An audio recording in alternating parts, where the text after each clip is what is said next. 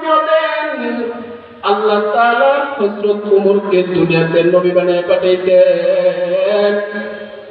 আরে যার ব্যাপারে বলা যায়, ইসলাম সে তো পরশমণি, তারেকে পেয়েছে খুঁজি, পরশে তাহার শোনা হলো যারা, তারাই মুদের বুঝি। বলেছেন হযরত রাসূল শেষ পয়গম্বর, আমার পরে যদি কেউ নবী হতো, হতো সেই হযরত ওমর।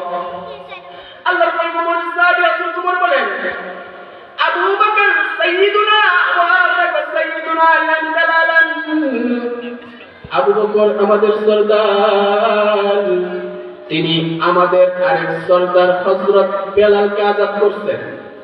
হযরত বেলালকে আযাদ করে দিলেন।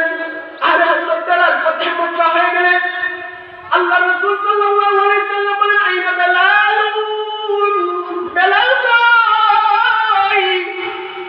হযরত বেলাল বলেন, লাব্বাইক ইয়া রাসূলুল্লাহ, আল্লাহর হাবিব আমি উপস্থিত।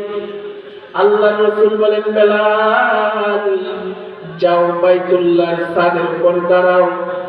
হযরত বেলাল বাইতুল্লাহর ছাদের উপর দাঁড়াইলেন। হযরত বেলাল আল্লাহর রাসূল বলেন, দুনিয়ার মানুষকে জানাই দাও সৌন্দর্যের দাম না, যোগ্যতার দাম। হযরত বেলাল এত কালো ছিলেন, মানুষের হাতের তালু সাদা দেখা যায়, যত কালোই হোক না কেন।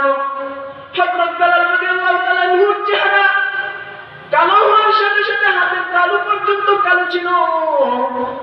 আল্লাহ রাসূল সাল্লাল্লাহু আলাইহি ওয়াসাল্লামকে এত ভালোবাসতেন।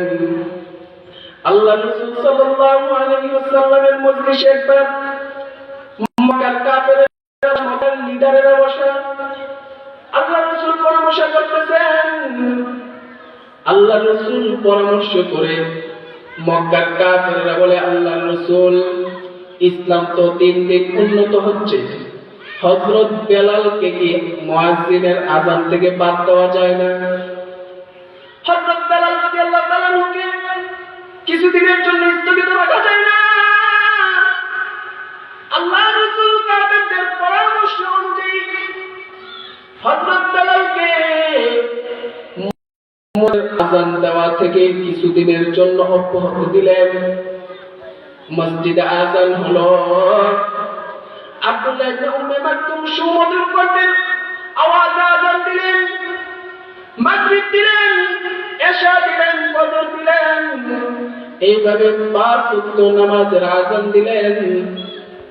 আল্লাহ তাআলা জিবরাইলকে হাবিবে কিবরিয়ার কাছে পাঠাইলেন, হাবিব আমার আযান কি হয় নাই? আল্লাহ রাসূল বলেন, আরে অন্য দিনের চেয়ে তো আরো সুন্দর কণ্ঠে আযান দিতেন মুয়াজ্জিন।